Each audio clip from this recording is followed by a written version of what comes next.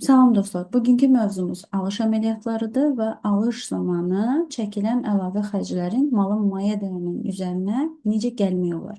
Və biz bunu həm hesabatlarda ki, mal 5 manata gəlmişdir, əslində 8 manatdır. Çünki malın maya dəyərinin kalkulyasiyası anlayışı var. Bu nə deməkdir? Mal A nöqtəsindən B nöqtəsinə, yəni satışa gedənə qədər çəkilən bütün xərclər malın maya dəyərini əmələ gətirir. Məsələn, mən getdim Türkiyədən mal vurdum. Deyək ki, malın biri mənə gəlir 10 manat məbləğində, amma mən əlavə oteldə qalmışam, yemək, içmək, taksi pulu, bilet pulu, samolyot və s. Bütün bu xərclərimi bölmüşəm və malın birinin maya dəyəri mənim üzərimə gəlib 15 manatdır. Mən bunu bircədə necə əks etdirməliyəm?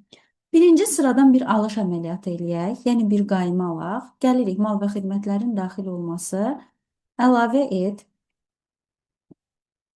satın alma komissiyası. Seçirik buradan kontragentimizi. Deyək ki, mən bunu hansı kreditordan alıram? Norm MMC-dən alaq. Hansı ambara alıram? Hətta bir neçə ambarımız olsa onu belə seçə bilirik. Deyək ki, Nərmanovdakı mağaza üçün alıram. Əlavə et. Nomenklatura bölməsindən aldığım malı seçirəm. Deyək ki, mən alıram gips. Bir də başqa mal alaq. Və qeyd eləyim mallardan kraska. Hərəsindən nə qədər?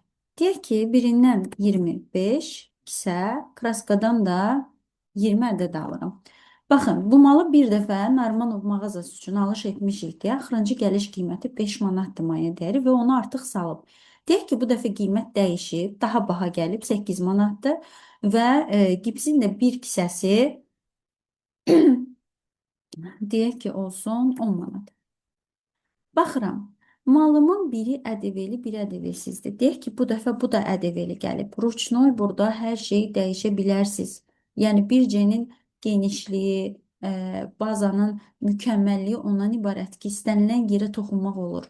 Və baxıram ki, mənim əsas məbləğim, ədəvi məbləğim və ədəvi qarışıq məbləğim görünür. Hesabları avtomatik olaraq verdi və burada 18% ədəvi dərəcəsi olduğuna görə həm də əlavə dəyər vergisini, yəni sabah əvəzləşdirə bilək deyə bu ödədiyimiz ədəviləri bir yerə yığır. 241.01 əvəzləşmə hesabı gedir.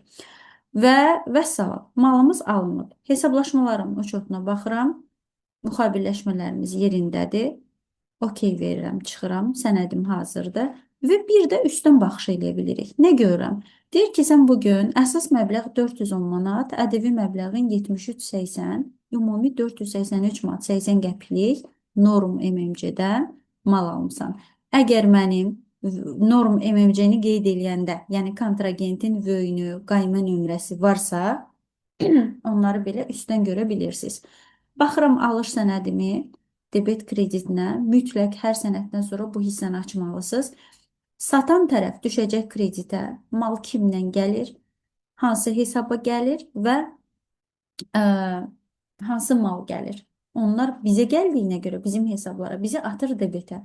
Deyir ki, norm MMC-dən 25 kisə gips almışsan, 250 manat maya dəyərində və bu sənin material hesabındadır. Və bu malın 250 manat ödədiyinə görə 45 manat ədəvəsi var və sən onu ödəyəcəksən əlavə dəyər, yəni ədəvi əvəzləşmə hesabına. Sonra norm MMC-dən 20 ədəd 5 litri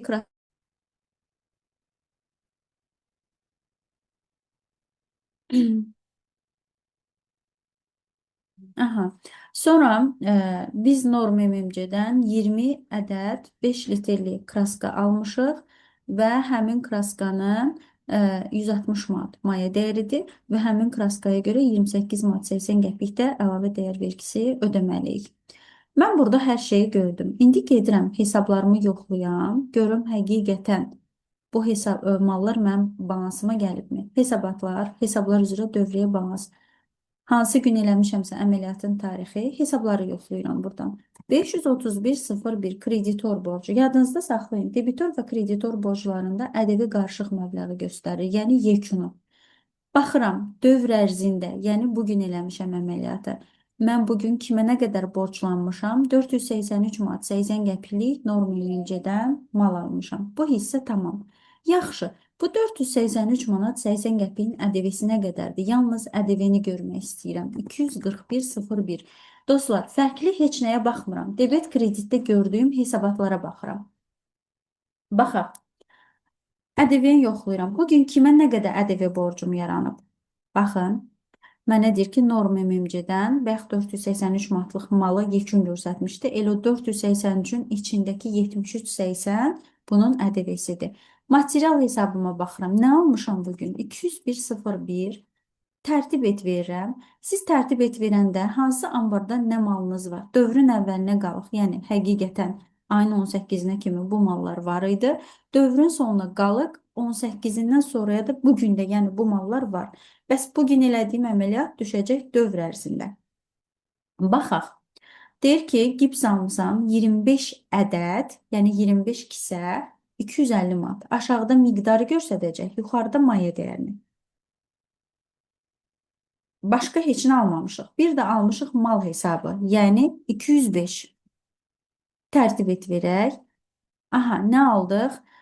Kraska almışıq 5 litrlik və 20 ədədi 160 manat. Maye dəyərini gördük, malımızı gördük, ƏDV-ni gördük və kreditor borcunu da gördük. İndi gələk, əlavə xərci, maye dəyərini necə formalaşdırıq, necə üzərinə gələk? Baxın, bəzi bazalarda var, bəzi bazalarda yoxdur. Amma kim istəsə bu modulu istənilən bazaya qoymaq olur. Tək ki, siz bircədə bunu istəyin. Gəlirsiniz əlavə xərclərin daxil olması, əlavə et. Deyək ki, bu xərcin mənası nədir? Bu hissənin, bu bölmənin daha doğrusu.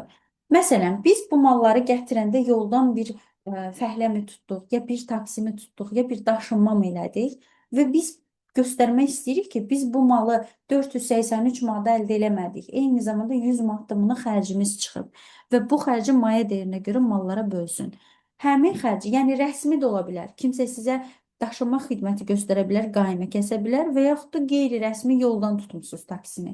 İndi şoferə orada oturub qaymə kəsəsi deyilsiniz ki, yaxud da şofer sizə ki, hə, mənim daşınma pulum 30 manatdır, vurun. Biz bu xərci əsas məsələ bizim kassamızdan və yaxud da bank hesabımızdan, balansımızdan çıxıb bu pul. Bunu göstərməliyik, hara xərclədik. Seçirik kontragenti ki, biz bunu kimdən aldıq bu xidməti? Əgər ümumi, yenə deyirəm, qeyri-rəsmi fəhlədən, nə bilim, yolda maşın tutdum, daşınma elədimsə, burada bir kontragentlərin içində, yəni kreditorların içində elə ya daşınma, ya fəhlə, ya nə bilim taksi adında bir kontragent yaradın ki, həmişə belə əlavə xərcləri eyni kontragentin adına vurun. Gəlirəm mal satan, tutaq ki, burada yaradıram sizlə əlavə et, deyək ki, fəhlə yazıram, yazmaq, okey. Baxın, mənə deyir ki, hansı malları alanda sən bu xərci çəkdin? Doldurmaq, mədaxildən əlavə etmək. Seçirəm ki, bax, axırıncı bu qaymənin içindəki mallar. Qaymənin üzərinə 2 dəfə toxunursunuz. Neynədir? Gətirdim malların sayını və qiymətini saldı, hesabları da özü qoydu. İndi mənə deyir ki, sən çəkdiyin xərci miqdarına görə bölmək istəyirsən, maye dəyərinə görə. Yadınızda saxlayın, əgər miqdar normal, yəni bölünmə varsa miqdara görə seçin. Çünki məbləğə görə seçəndə hansı maye dəyəri daha çoxdursa, çəkdiyiniz xərcin daha çox məbləğini həmin maye dəyərinin üstünə gəlir. Mən seçirəm miqdara görə. ƏDV-li almışsınızsa 18% qalacaq, yəni rəsmi xidmətdirsə, qeyri-rəsmidirsə silin bunu və məbləğ. Deyək ki, mən bu malları gətirəndə 100 manat xərcim çıxıb. Məbləği yazandan sonra burada toxunun. Baxın böldü. 25 ədədə 55 manat 56 qəpik gəldi maye dəyərinə. 20 ədədə də 44 manat 44 qəpik. Və ƏDV-miz yoxdur, ƏDV-siz xidmətdir. Hesablaşmaların uçotunu özü avtomatik verir. Çünki bunu bizi izləyirsinizsə, növbəti dərslərdə, əvvəlki dərslərdə videolarımızda var. Okey verirəm. Baxın, xidməti də aldım. Xidməti deyəndə, yəni əlavə xərci. İndi mən bu xərcin qayməsinin debet kreditinə baxıram. Nə görürük? Gipsin kraskanın neçə dənə almışıq, neçə almışıq görmədik. Düzdür, nə gördük? Çəkdiyimiz xidmət hansı malın üzərinə, maye dəyərinin üzərinə nə qədər gəlib? Gipsin maye dəyərinə 55 manat 56 qəpik gəlib. Harda? Material hesabında. Kraska mal hesabında olduğuna görə kraskanın maye dəyərinin üstünə də 44 manat 44 qəpik gəlib. Gəlin sübut eləyək bunu. Hesablar üzrə dövriyyə balans. Bax, kraskanın maya dəyəri 20 ədədi 160 manat idi. Yenidən tərtib et verirəm. Necə oldu? 204 manat 44 qəpik. Çünki 44 qəpik 44 manat 44 qəpiyi dolaşdım. Gəldi 160 manatın üzərinə. Yenə də sübut istəyirsinizsə, baxın, maya dəyərinin üstünə toxunuram. Mənə şahmatvari hesabatı açır. Yəni izahını verir. Deyir ki, əslində maya dəyərin sən Norm MMC-dən Nərimanov mağazaya 5 litrlik kraska almısan. 20 ədəd maya dəyəri 160 manatdır. Və bundan əlavə sən buna Nərimanov mağazaya fəhlə xidməti almısan, yəni daşınma olubdur və bu əlavə xərcdə burada görürsüz yazır, əlavə xərclərin daxil olması da 44 manat 44 qəpikdir. Buna görə bizim 20 ədəd kraskamızın maya dəyəri 204 manat 44 qəpikdir. Yəni siz 204-44-ü böləndə 20 birinə düşən maya dəyəri tapmış olursunuz və bunu alışda da satışda bu birbaşa xərcə gedir. Yalnız alışlarda maya dəyəri formalaşır. Çünki sizdən satışa çıxan qiymətin tərkibində olmalıdır. İnşallah ki, bu videonun da sizə az da olsa faydası toxunar. Sağ olun.